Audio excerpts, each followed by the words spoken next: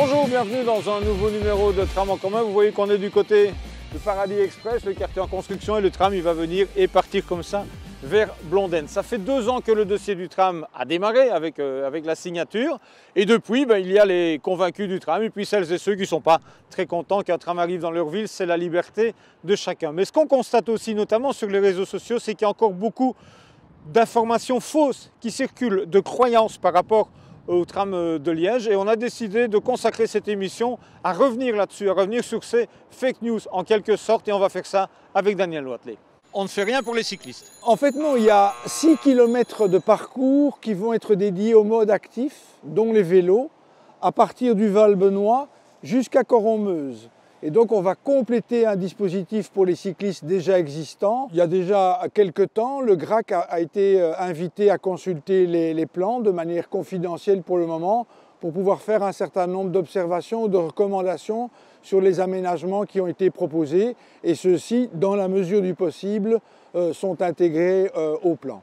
C'est quand même dommage, il n'y a pas moyen d'avoir accès au plan. Alors pour le moment, il y a accès au plan du permis, mais ceux-ci ne sont pas assez détaillés. Alors il faut expliquer que les plans, il y a plusieurs phases successives pour valider ces plans, et pour le moment nous sommes dans la phase finale, les plans d'exécution qui sont hyper détaillés, qui permettent de régler tous les problèmes en dessous et au niveau de la surface. Nous avons la possibilité maintenant, et nous sommes en train de le faire, d'éditer les plans de la génération Pro, comme on dit, qui pourront être consultés par tout le monde à l'espace tram, comme c'était le cas pour les plans du permis, mais il faut juste attendre que l'espace puisse réouvrir. Légalement, nous ne pouvons pas diffuser des plans qui ne sont pas définitifs, donc ceux qui le font risquent d'induire les gens en erreur. Donc nous sommes tenus de montrer des choses qui sont valides entre les différentes parties. Le tram, c'est le joujou du bourgmestre, et donc du coup, ce sont les Liégeois qui vont payer au niveau des taxes notamment. Le bourgmestre aime beaucoup le tram, mais ce n'est pas lui qui paye. Donc en fait, le budget global du tram, c'est environ 430 millions. Dont 380 millions sont payés par le constructeur, et il ne sera remboursé que quand le tram roule, donc quand le tram est en exploitation. Alors il sera remboursé sous forme de redevance, 32 millions par an, remboursés jusqu'en 2050. Ce sera remboursé par la région, via le TEC, au constructeur pour ces 380 millions. Et les 50 millions restants sont destinés à améliorer l'espace public qui est le long du tram ou traversé par le tram. Et là, étant donné que c'est ou la ville en général ou le SPW qui est responsable des voiries qui vont devoir les entretenir, ça c'est payé au fur et à mesure des travaux directement au constructeur. Par la ville ou le SPW? Non, non, non. C'est payé par la région. Le tram, il n'est pas du tout belge.